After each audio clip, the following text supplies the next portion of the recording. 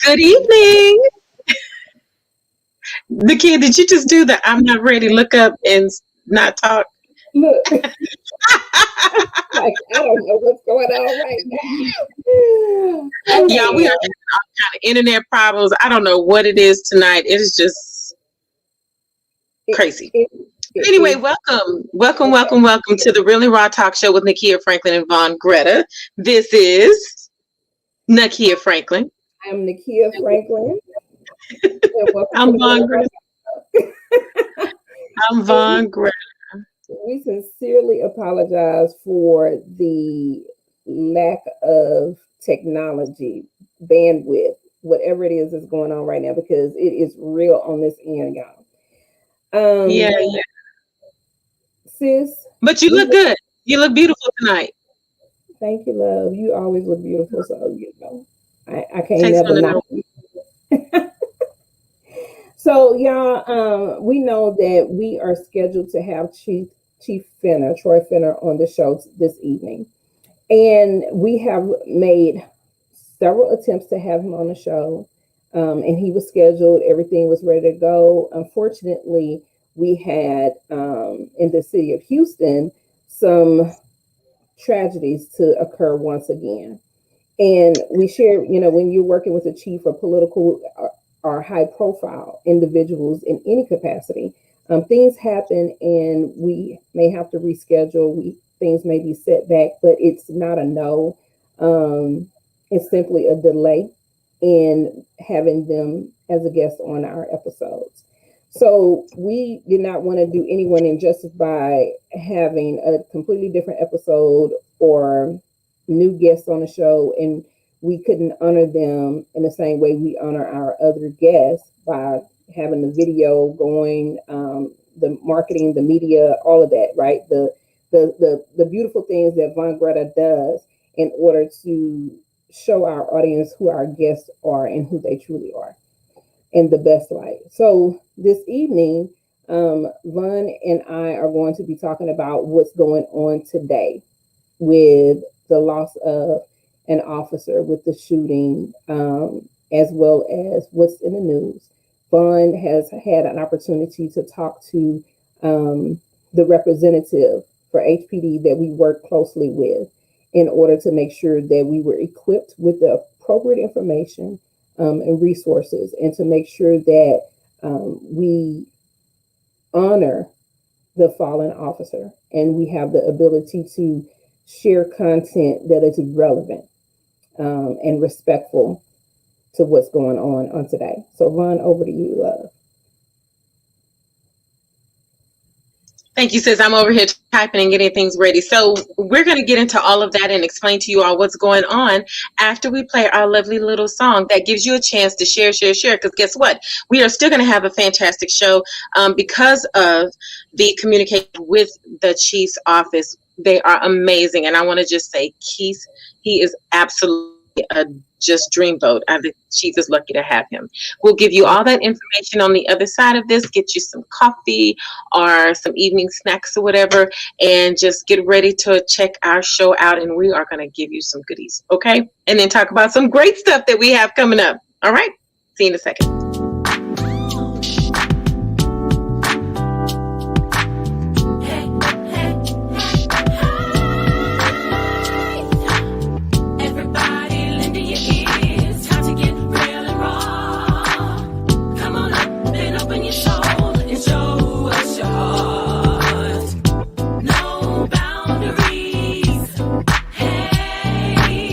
You are entering the no judgment zone.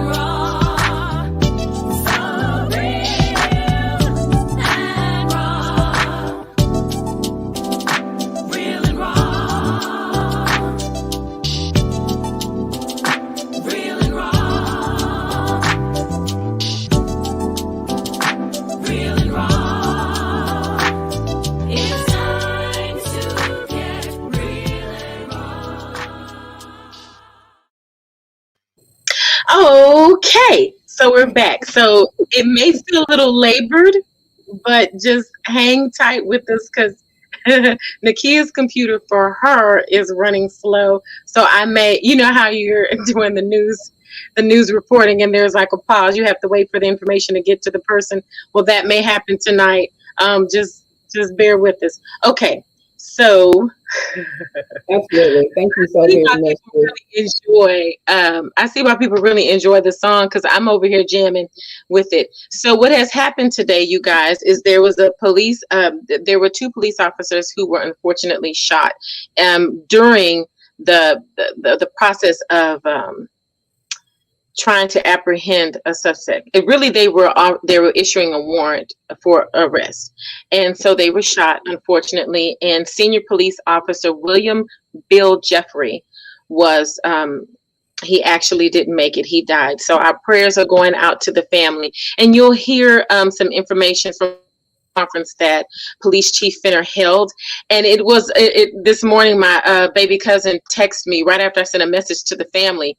I said, so far so good with the chief being on the show. We appreciate him for making a priority to be on the show, and I say a priority because anything outside of the line of duty for him is considered a priority, in such a busy schedule.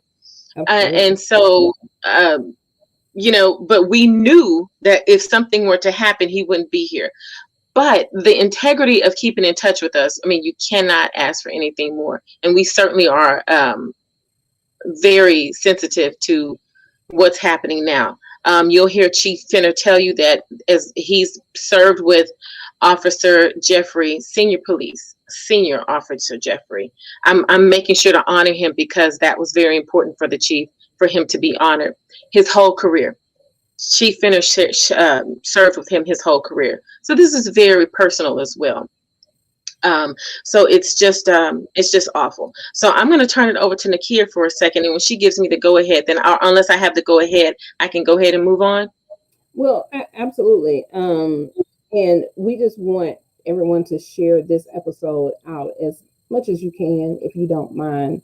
I know there's a lot of tension oftentimes between police and between law enforcement and civilians, the Black and brown community.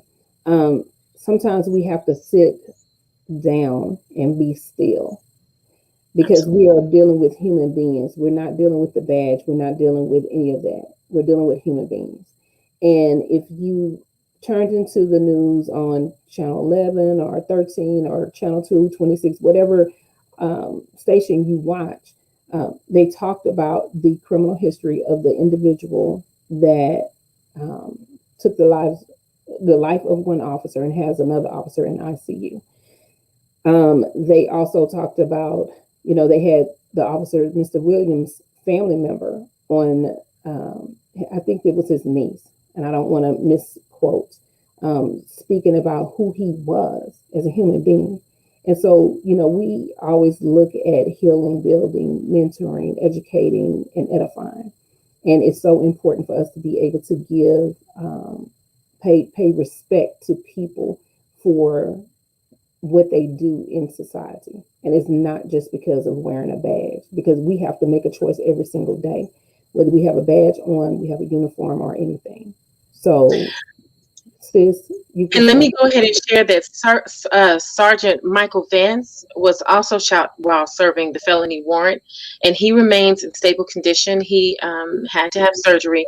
He's at the hospital. He joined HPD in June of 1998, and he has been in the Major Offenders Division for the past 2 years. And due to the nature of his assignment, the department will not release a photo of Sergeant Vance.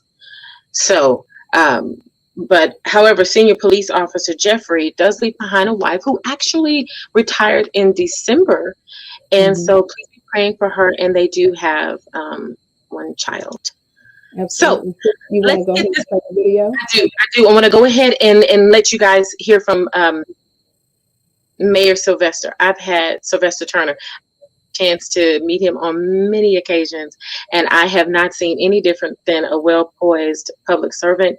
And I remember one time specifically, I was ministering somewhere at one of the churches, I can't remember where, and I watched him join in praise and worship, and that's very important to me, to see our leaders actually joining in to pray over our city. Here you go, take a listen.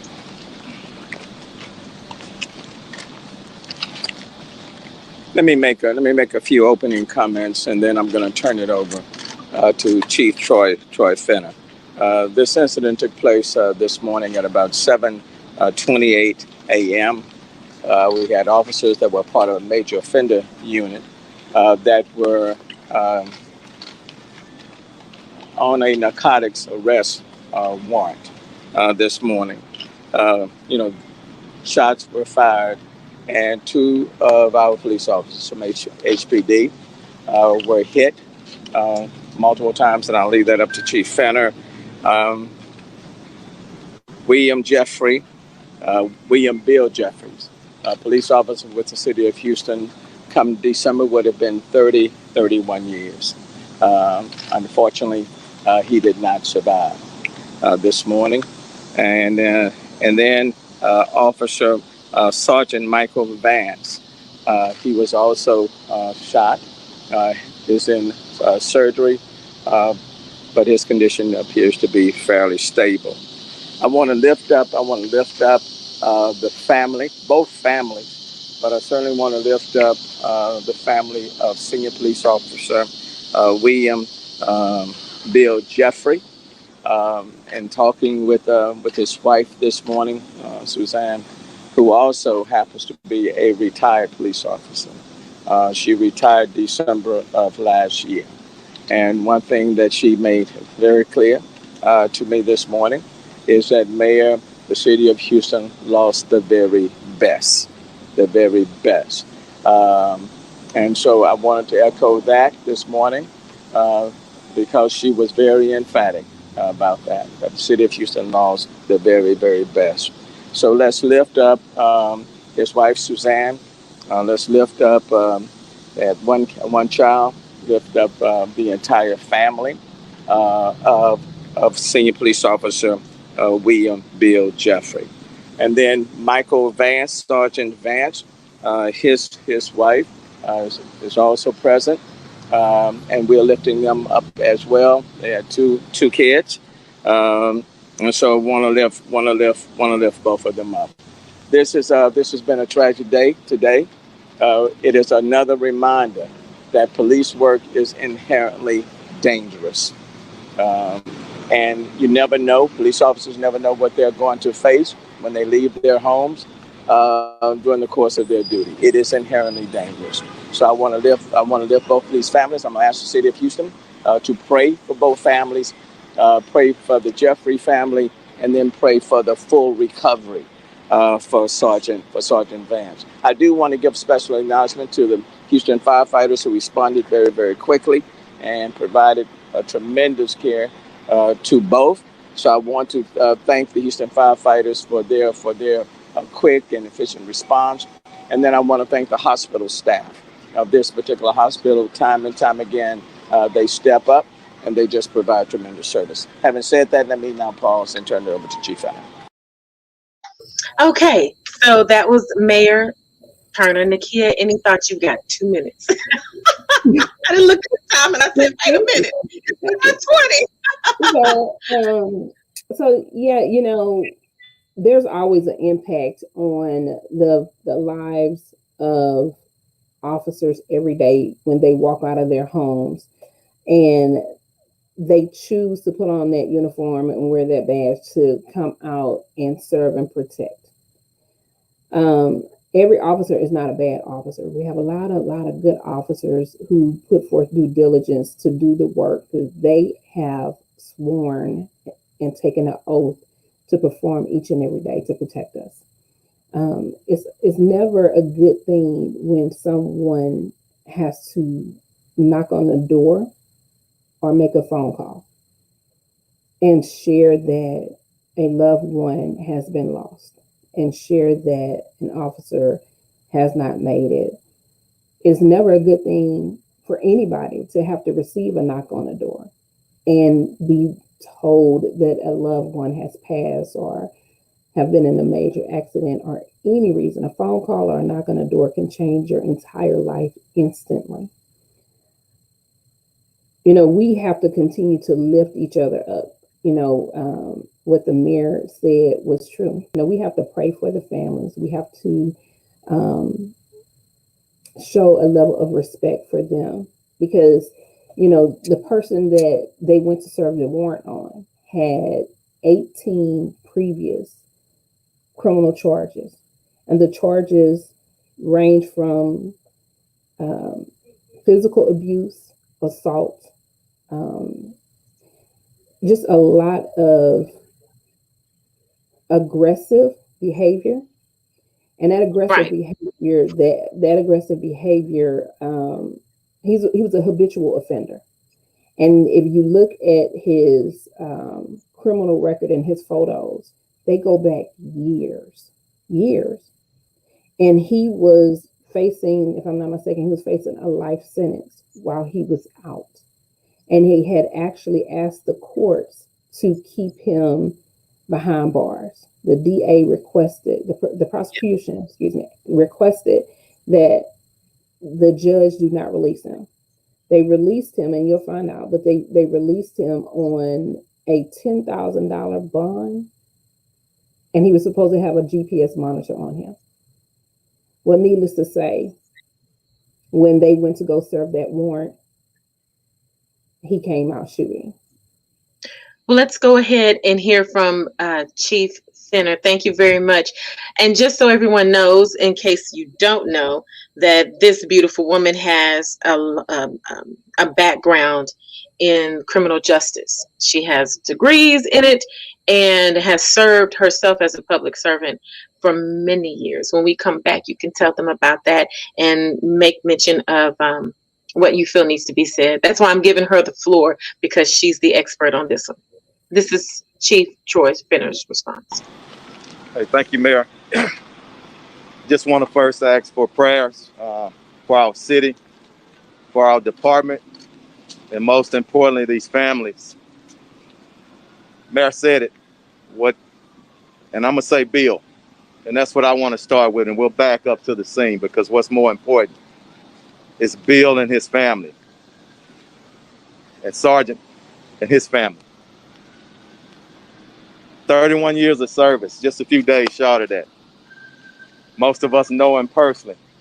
I've known him my entire career. And just as his wife said, what a great man, what a great officer. Wife just retired, building their dream home with one kid. But you know what? Right now, I want to celebrate the service of him and all of our officers around the nation and in this great city.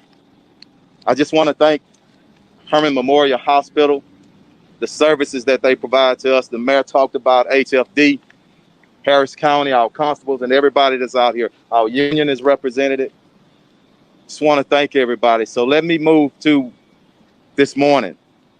The location is out in the county, 5350 Ariel Park. So this morning at about 7:28 a.m., officers responded to an assist the officer. We had officers assigned from the Major Offenders Division running a warrant. They knocked on the door. Female comes to the door, have a conversation with her, asks where's the suspect. The suspects immediately, one suspect immediately came out and fired upon our officers. Unfortunately, striking Bill several times. And as we know, he succumbed to his injuries. Sergeant Michael Vance, thank God we got him here early and quickly, and they working on him. He's in stable condition, so we ask for prayers for them. But what I want to touch on is some of the things that our officers go through. You got a suspect with a female girlfriend with small kids in that apartment complex, and he still fired upon our officers. Officers returned fire, at some point striking the suspect. The suspect is deceased at the scene. We will not be releasing the suspect's name right now. I can tell you he's a 31-year-old African-American male. I want to respect his family and make sure we get proper notification of him. But let's not forget, please pray for our two families. Now, as far as the investigation to go, it's in Harris County. They're going to conduct a criminal investigation as involved in all the officers involved shootings. Our internal affairs will also be conducting an investigation, and the district attorney's office is out there as well. With that said, I'm going to ask if there are any questions. A little bit louder, I'm sorry. He's a great man and a great family man. Everybody is special. Every police officer, every first responder is special. But like his wife said, he's one of our very best. And I'm telling you, I'm going to celebrate that. As we leave here after this press conference, we're going to start setting up for the escort to the medical examiner's office. And everywhere we move him this week, we're going to present and make sure we give him honor. And I want the whole city to step up and just pray for the family and pray for our department, because this is the thing. First responders, we can't shut it down. It's not assembly line. We got to keep it moving. And that's what we intend to do. We're going to uphold the family, number one, and we're going to uphold our city and do whatever we can in support, in cooperation with our citizens, to crush violent crime. Next question. Okay. That was Chief Finner. Clearly not able to be on the show. There's so much going on. Obviously, this is more than we would want it to be. All officers are special. That's what he said. And his wife wanted to make sure that we all know, not only to pray for them and their family, but that Houston lost one of their very best. Nakia? Absolutely. So I want to point out a couple of things. So one, there's 3 different divisions that are going to be doing this investigation, which is the district attorney's office, the internal affairs, and Harris County, because it occurred in Harris County. So anytime you have an officer involved shooting or a shooting period, internal affairs is going to always come in, because they have to investigate to make sure that everything was done properly based on procedure, to make sure that there was no mistakes made by the officer. And that's just a part of the policy. That's a part of the procedure to make sure that if any criminal charges are brought up against an individual, that person has due process in law, and that there's no evidence that has to be thrown out, or because it makes the case more difficult when the officer does not have a level of integrity when they're performing their everyday duties, right? And Harris County is definitely being involved in doing the investigation because it was done in Harris County. So I also want to, Vawn, I believe you have access to get the gentleman's name. And I'm not. You talking about the suspect? Correct. You're speaking about the suspect? Correct. Okay, yeah, I'll get that information up for you in a second. Okay, because during the time of that interview this morning, they did not release that information, but as of 6 o'clock this evening, they did provide his name information as well as his mug shots. So, and I don't want to misstate this gentleman's name at all, or this guy's name at all, because I can't necessarily call him a gentleman because of his rap sheet. And if you can pull up part of his rap sheet, we can share that information because it's public knowledge and the family has been notified as of this point. You know, when you have a loss of a friend, a loss of a family member or anything, it's very difficult to have to talk about that and share that. And yet you have to continue to perform your day-to-day duties or responsibilities or life experiences, whatever it is that you have to do in life. And so for Chief Finner to get up there and speak, and I just want to note, he had to run back and forth from the hospital to the crime scene back and forth throughout the day. So his job does not stop. His duties does not stop just because all of a sudden, the assailant has been murdered not murdered, but he's been killed. Okay, during the course of the commission of an offense. So, we truly want to show our gratitude and appreciation for Chief Fenner for all that he does, because, like I said earlier, this is like the third time, sis, if I'm not mistaken, that we've tried to have him on the show, scheduled, ready to go, and the morning of or that evening before the show, we've had to change course or we've had to make some arrangements. His job does not stop. And so when you have an African-American man up there with the level of integrity that Chief Fenner has, and he has a relationship with his officers, and he has a relationship with the community, not just the community of people with stature, but he has relationships with people, everyday common people. He has relationship with the homeless population. He has the relationship with those members of the church.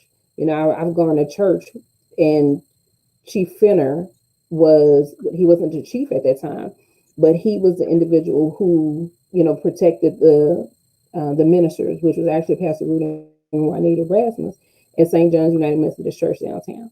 And, it's plenty of times when he was out there helping to serve and making sure everybody was okay within the homeless population, all of that. This gentleman has a high level of integrity. And to have to lose a friend and bury a friend who is just like a family member at any level, that is extremely difficult for anybody to have to deal with.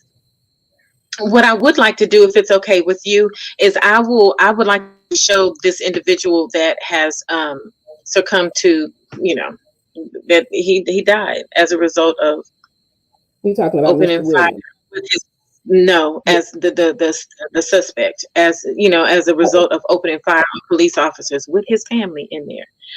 The first thing I want to do is I would like to show the picture of Officer Jeffrey.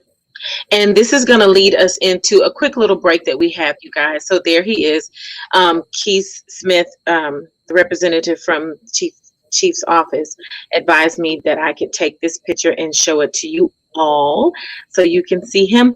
And what we're going to do, I'm going to be the musician this time.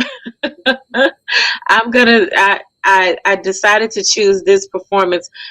Even though I sing all genres, this one was one close to my heart because it's actually speaking about a love that she wishes she could hold again. And I just am channeling the love from his wife. I'm such a softie when it comes to romance. Lord help me, I'm such a pincushion. So we'll see you in about 2 or 3 minutes, okay?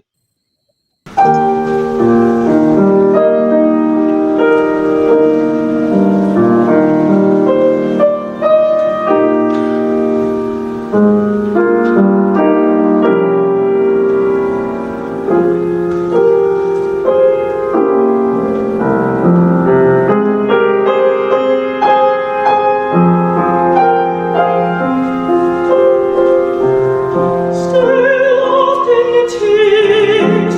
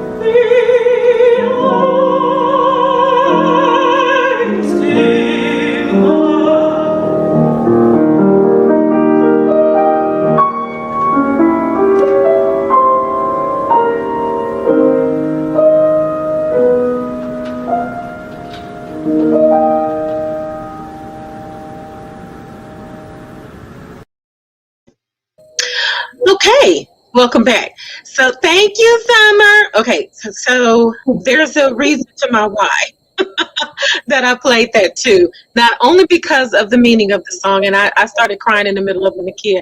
I can't stand when I do that. Neither can the people, my vocal professors. That was from my master recital. But it touched my heart. It really, really did. So on Sunday, October 3rd, 2021, please save the date, and I promise to post this on our Facebook page and everywhere I can possibly post it. I will have the honor of playing the life of Dr. Jolie Rock, and she is a breast cancer survivor. And I'm very, very excited because she is an opera star and jazz vocalist as well. And so the name of the play is Triumph Over Triple Negative. And so you can see the flyer right there. I'm very, very happy. It's a small cast. It's only 4 of us. I'll be singing classical and gospel. It's a fully staged play, so we'll actually have scripts. So that's pretty interesting. But it's going to be really, it's really been an experience to work with Rachel, the director. Our stage manager, Stephanie, is amazing. And of course, Jolie has become more than a vocal professor now, a friend. And so I'm telling you, you don't want to miss it. It's going to be at St. Peter United. And again, I will post this picture everywhere. So I'm going to snatch that thing down right now and do as my sister has requested of me and give you so you can see. Before she hits me. Hold on, sister. I'm going to pull it up. Hold on, I'm going to pull it up. I'm pulling it up and kablam. Here you go. Okay. So, yes, thank you, sis. So, just so you all know, I mean, there are people of all walks of life just walking around this world, right? And right now, we're not talking about stuff in detail or a whole lot of specifics because this is something that is extremely fresh that just occurred, as you all know, this morning at 7 something this morning. And we don't want to put our mouths on stuff or say too much because we weren't there. We have no firsthand knowledge of anything that occurred on this morning. And the information that we do have is based on information that has been shared with us directly from representatives of HPD and information that we are also getting from the news, just like you are. So as you can see, Dion Ledette is his name, age 30, criminal history, arrested, like I've told you, 18 times since he was 18 years old. Felony drug charges, burglary, evading arrest, aggravated assault with a deadly weapon, 2020 drug charges. Harris County DA requested hearing to deny bail on 2 drug charges in 2020. He was a habitual offender. The judge granted $10,000 and a $20,000 bond. So it was 2 different bonds, and which is basically what, $100, I think, no, $1,000 off of $10,000 and $2,000 on $20,000 bond. Just in case you don't know, that's how it is. Basically, you have to pay 10% of whatever the bond amount is, which is absolutely nothing for somebody who sells drugs or somebody who has a family member that really wants them to get out. They find a way to come up with the money, and they go through a bondsman in order to get those things done. He was released to back into society and failed to get his GPS on, his ankle monitor. And unless you do it before you release the person from jail, it really doesn't benefit you at all, or it makes it that much more difficult for you to be caught. And they were serving the warrant on this gentleman. So, sis, we have another portion of the video that you wanted to share. Absolutely. Sergeant Ed Gonzalez, and I'll let him do the talking. You can step up. You got, yeah. They were there to execute a high-level felony warrant. So major offenders typically will run the most serious warrants there are. So these are the most serious offenders in our community. So all I know is they were executing a very serious high-level felony warrant. Sheriff, can you tell us how many were there? Was it just them 2? Were there other officers? There were other officers in the unit. I don't know all the details. The Harris County Sheriff's Office is on the scene conducting that follow-up investigation. Our heart breaks for our brothers and sisters with the Houston Police Department, with the mayor, the chief and the entire city. So we're going to do everything we can to make sure that we handle a thorough investigation for all involved. The chief already laid out what the process is in terms of it's a very comprehensive investigation. And briefly, en Spanish, esta mañana oficiales con el departamento de Houston, la unidad que investiga casos de sujetos serios en la comunidad, estaban tratando de localizar un sospechoso en la calle de Arrow Park, eso está en la área del condado. Cuando lo trataron de localizar a un individuo en su unidad, contestó la novia o la esposa, no sabemos exactamente quién era. Salió el sospechoso y comenzó a disparar con un arma fuerte, disparó muchos tiros, pudo balear a 2 de los oficiales de Houston, uno lamentablemente que ya falleció aquí en el hospital. Nuestros pensamientos y oraciones están con los oficiales y otro se está recuperando, parece que va a poder sobrevivir. El sospechoso murió en la escena, también los oficiales le pudieron disparar. Any more questions? Okay, that was that right there. Okay. Okay, great. I heard Nakia's song. I was waiting for it. waiting for it to play out.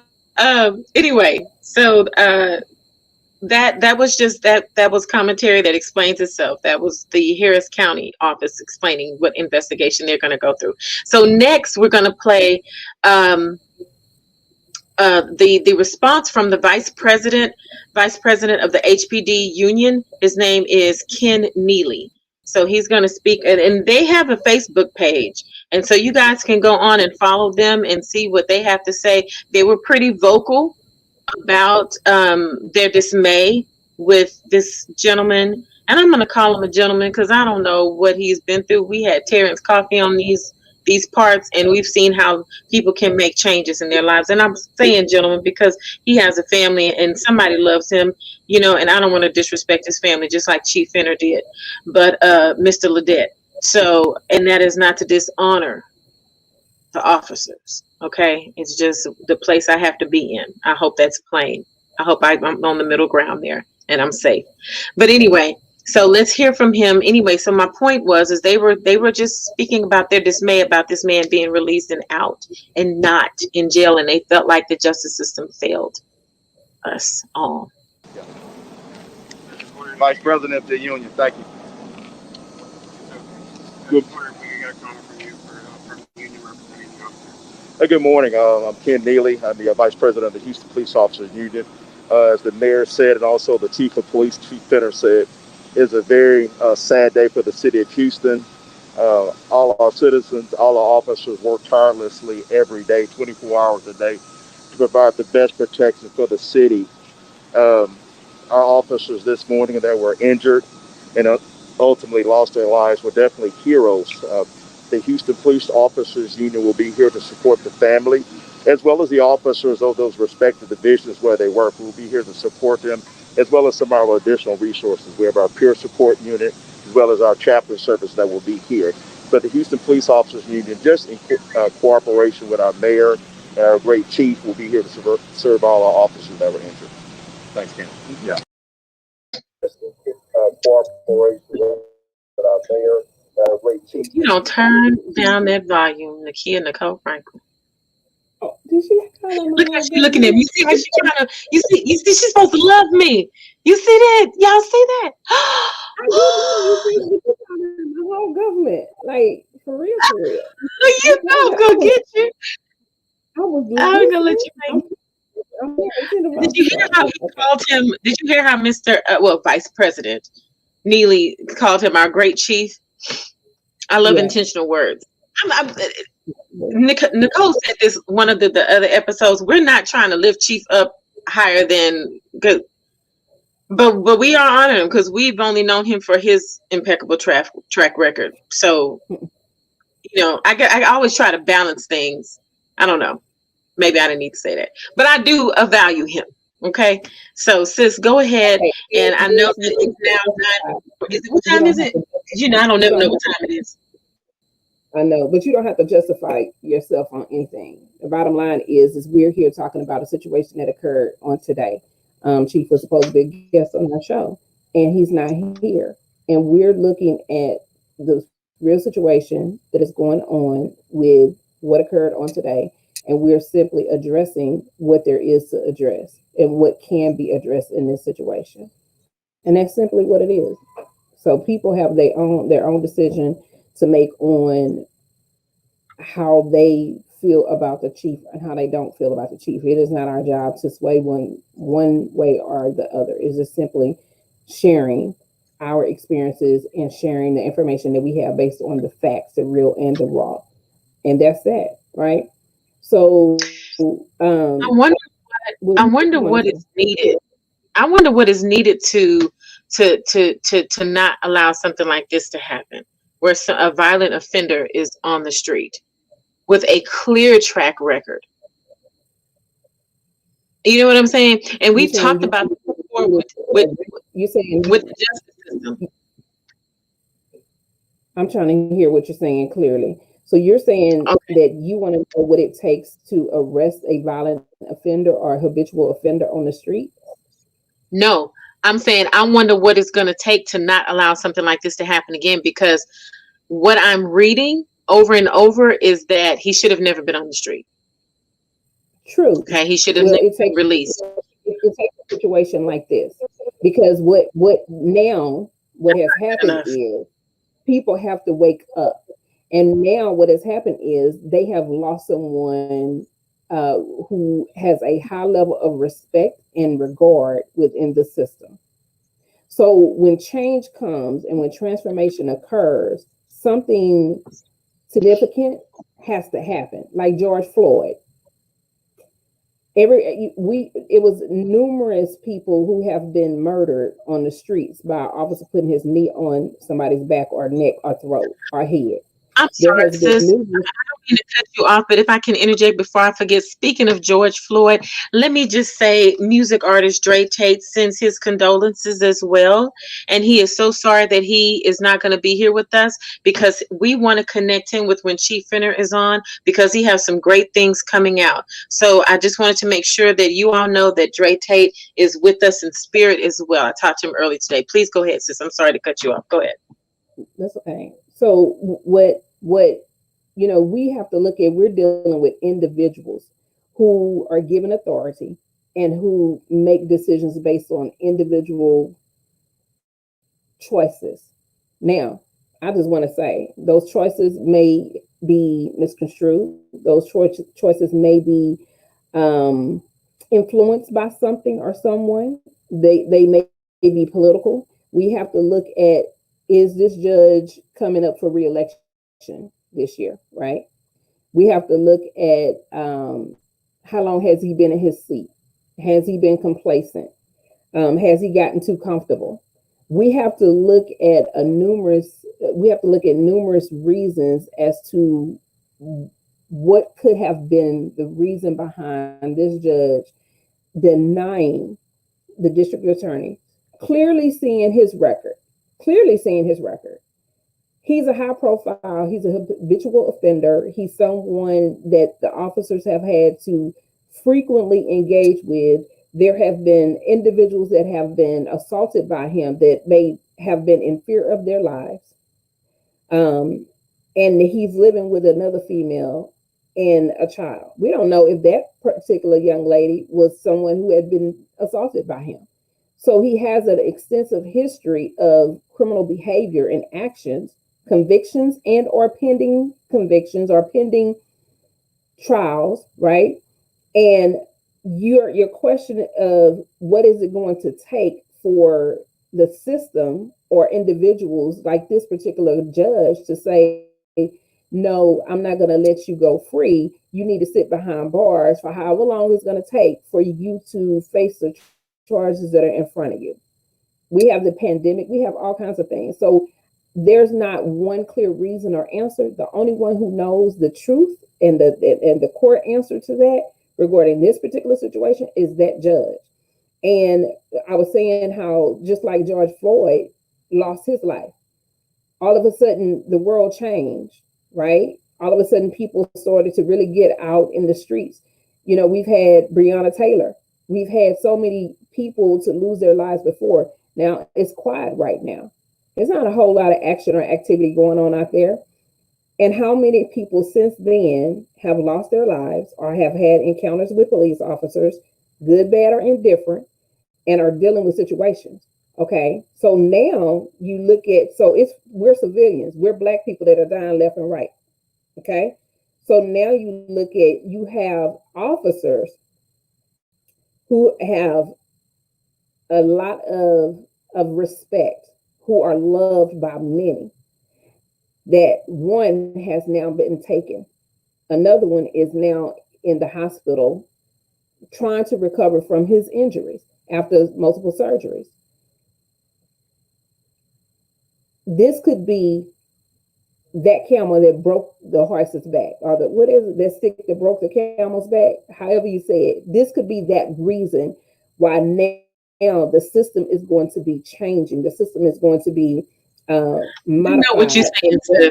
Judges are going to have to be held accountable for their actions beyond anybody else, because they're making. Well, let me ask you a question.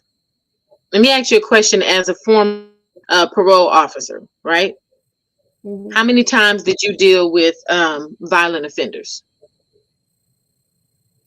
Depending on how many I had on my caseload at the time. Well, let me ask the question a different way. Did you deal with violent offenders like this gentleman? I did. Okay. I've dealt with murderers. I've dealt with sex offenders. I've dealt with convicts and criminals. I've dealt with people who had petty drug cases, petty theft cases, white collar crimes. I've dealt with almost every, if not every type of individual that has committed a level of offense. Abusers, domestic violence cases, mental health cases, all of it. Super intensive cases, which is SISP, electronic monitoring. I've had to go to their homes. I've had to Did you have an escort when you went to their homes? No, baby. No, I did that on my own. You carried your own weapon. You carried your own weapon, though. I chose not to carry a weapon when I was a parole officer. As a officer, when I worked for the sheriff's department, yes, I did carry a weapon. But as a parole officer, I had the right, and I was licensed. So yes, I had the right and ability to choose to carry a weapon, but I chose not to. And okay, so let me reel this back because I don't want to get off I'm trying to get something. Let me reel back in because I didn't want to go left. Okay, when you sat with, because I know you, but everybody doesn't. When you sat with the violent offenders, because my question was, what do we need to do to not let this happen? Right? Did somebody believe that did he convince somebody that maybe he can be rehabilitated on the street? I don't know. When you sat with some of these people, and you knew that they were violent offenders, because we're talking about, cause especially sexual offenders, we know 9 times out of 10 they don't stop the behavior unless they are in serious therapy and are making hard choices to control themselves.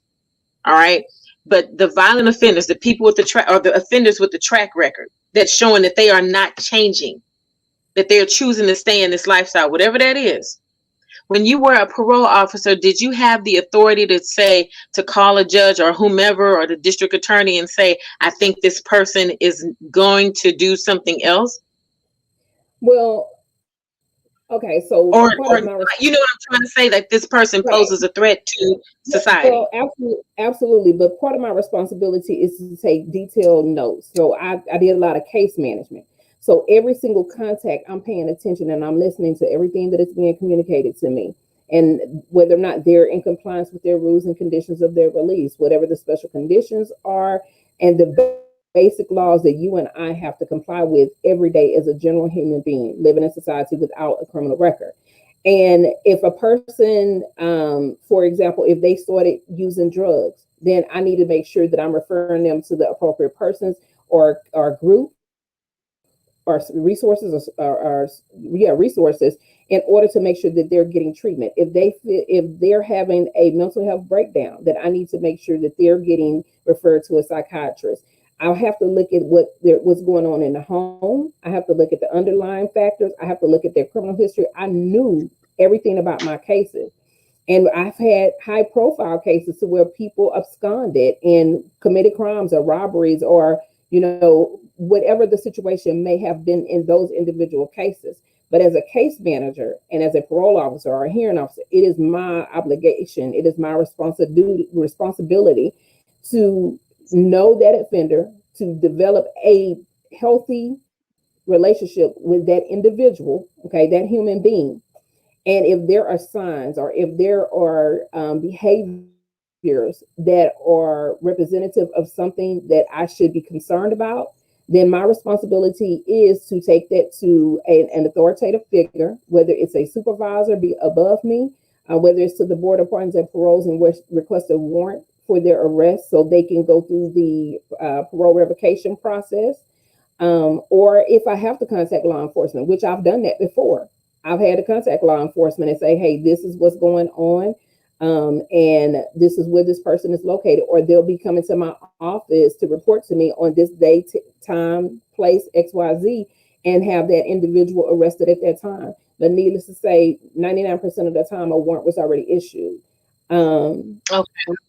I was very involved with my cases, and everybody on my caseload and everybody on any caseload is a human being first.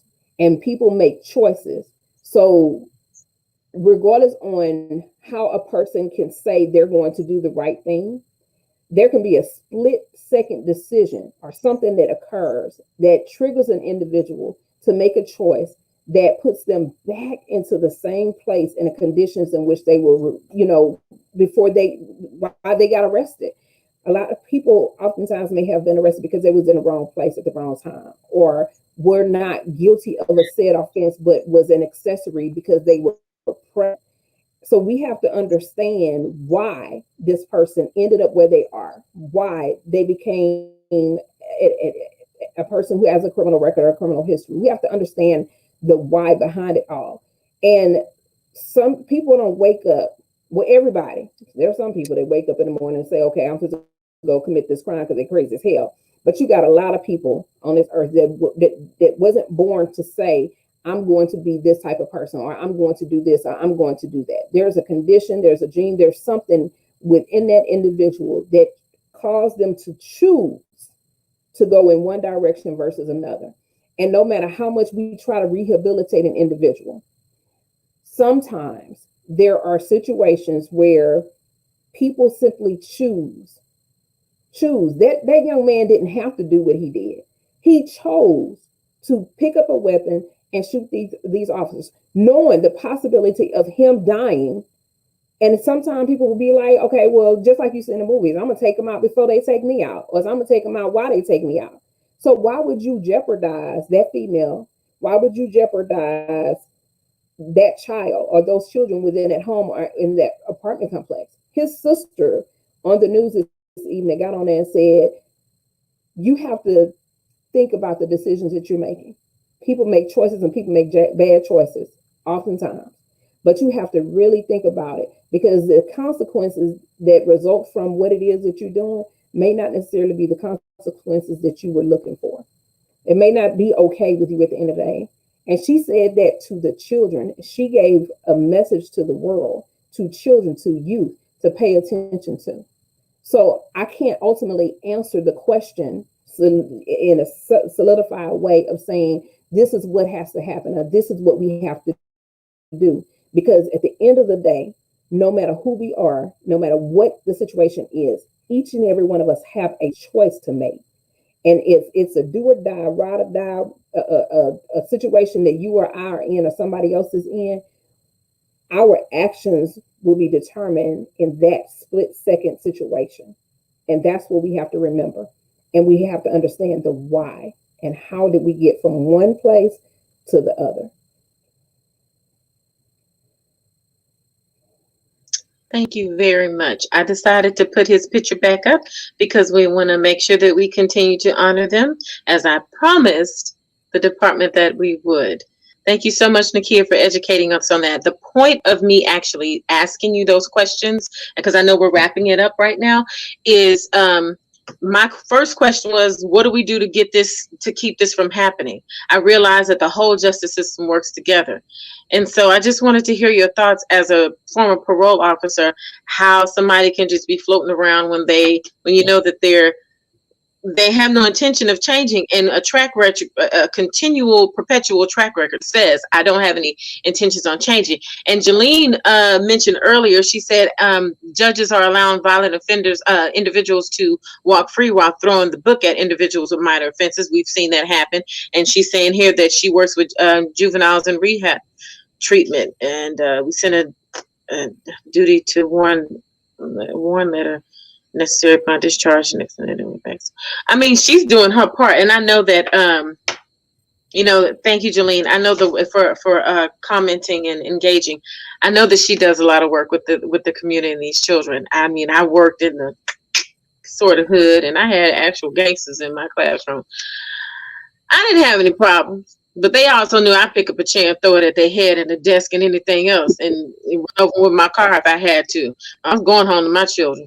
But they gave me respect, but that's different from what we're dealing with. I guess I don't know what those kids were doing. I mean, I don't know. I'm just I had the respect, so maybe I got lucky. I don't know. I remember. Okay, we got to get.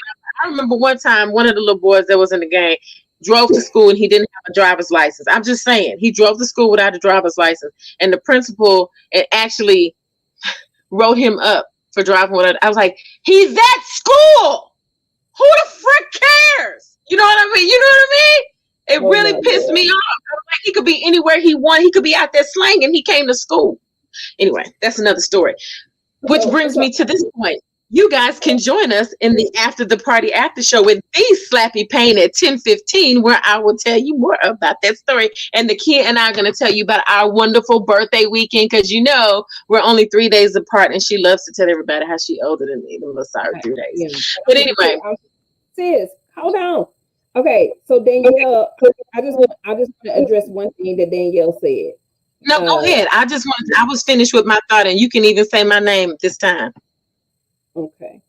Danielle Mendoza stated, she said, you're right, but let me tell you, if you do not have the guidance from a probation officer or a judge, you might and probably will get caught in the system. You are caring and concerned. They are not all. And that is absolutely right. Everyone don't have a heart to do the job that they do.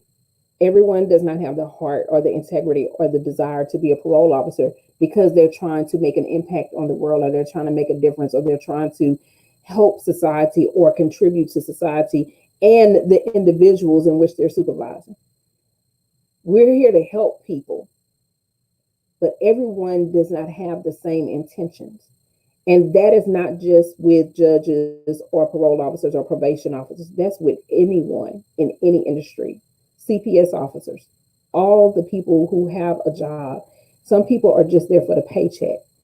Some people are there just for the fame or for the limelight or for the recognition or for the name. That's it. And when you have people like that in the world will continue to be corrupt. We will continue to have fallen officers. We will continue to have Black and brown people murdered senselessly in the streets. So we have to make a decision ourselves. And that's a call to action. We have to make decisions ourselves. We have to speak up. We have to make a difference by doing the things that are right. When we see something, we have to say something. When we are raising our children, males and females, we have to educate them. We have to build them up. We have to teach them right and wrong. We have to encourage them to walk a straight line. And it's not saying toe the line. It's just saying make a decision, make the right decisions in those particular moments. And sometimes will never know what those decisions will be until we're in those moments. But as long as we put God first and we pray and we ask God to cover us and we cover our children, and as long as we ask God to allow the Holy Spirit to bring forth the discernment in which we need to make those decisions, because it's easy to get angry. It's easy to open our mouths and scream and holler and yell at somebody. It's easy for us to have road rage, but people are pulling out guns and killing people left and right. Right here in Texas, we have a freedom to carry law. So you have to be mindful of what it is that you're doing, your reactions and your responses, because people will take you out. And right now, what can you do about it?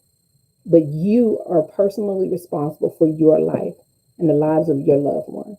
So we look forward to seeing you right on the other side at 10:15. Come join us. Refresh your pages so you can And I'm see gonna the refresh link. It's my up there now. computer. I'm gonna refresh my computer. Hopefully, I have some better technology going on here. But we love No, y'all. And thank y'all so we very much for gracing us on this evening. And as soon as we can get the chief on here, he will be on here. And if there's anything else keep that y'all want to know about or see, definitely let us know and keep them lifted up. keep the family, the wife, the police chief, and everybody that work with this wonderful man up in your prayers. Please keep them lifted. They are weary. What else is? There's one more thing. I think that's it. That's it, baby. But so refresh everything to see. On the other side. Yeah, and we're gonna have some fun. We're gonna lighten up, and so you guys follow us over because we're gonna laugh. But we have some fun stuff to share. It's gonna be great. And do not forget to check the Facebook page for the flyer for the show. Because if you don't live in Houston, it is gonna be live streamed. Okay. Thank you, Miss Clark, for your comment as well. We appreciate it. Clark, we love you. We love all of our audience members. Thank you for joining us on another episode of the Real and Raw Talk Show with Nakia Franklin and Vawn Gretta. Remember to like and follow us on Facebook, Instagram, and Twitter, and subscribe to our YouTube channel today. A special thanks to our guests, sponsors, and audience members. We are grateful for your support of our programming. If you would like to be a guest or sponsor of one of our shows, please email us at info.realrawtalkshow@gmail.com. We would love to hear from you. This has been a Wisdom Entertainment production in association with Social Integration. The views and opinions expressed on the show do not necessarily reflect the official policy or position of the Real and Raw Talk Show with Nakia Franklin and Vawn Gretta. Any content provided are opinions and do not intend to malign any religion, ethnic group, club, organization, company, individual, or anyone or anything. Stay connected and join us for our next conversation where there are no boundaries and no judgments.